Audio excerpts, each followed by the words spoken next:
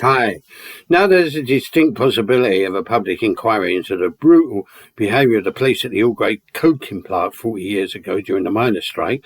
There's renewed interest in another police riot 40 years ago, the so-called Battle of the Beanfield, which had all the hallmarks of a massacre. New Age travellers, motorised hippies, anarchos, working and middle-class dropouts, refuseniks were travelling in convoy to Stonehenge Free Festival to see in the solstice, something that's been celebrated on these islands thousands of years before the advent of Christianity. Trapped in a beanfield where they'd driven their vehicles after being pursued, they were subjected to a vicious attack by riot police. The vehicles, caravans, homes to many, were trashed. Pregnant women were battered to the ground. People dragged through broken windscreens. Over 500 arrests. Thatcher, her government, were delighted as it represented a crackdown on those her party, the establishment, regarded as a threat to their version of order. Not that this was unprecedented.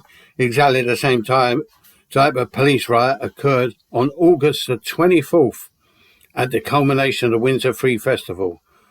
What this was all represented was a full frontal attack on a section of the population who'd chosen alternative lifestyles, either by choice or necessity. An authoritarian trend reaching back to the Elizabethan poor laws enclosure, if not centuries previous, by the ruling classes of the time, many whose linear descendants still hold the wealth and power today.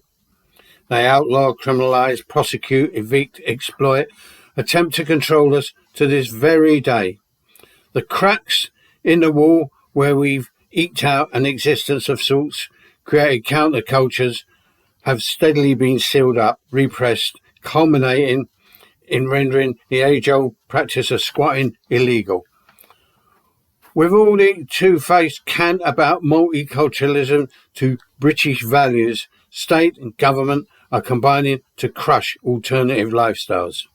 And now it's the turn of many working class communities that have been deindustrialised, abandoned, that could be on the brink of civil disturbance.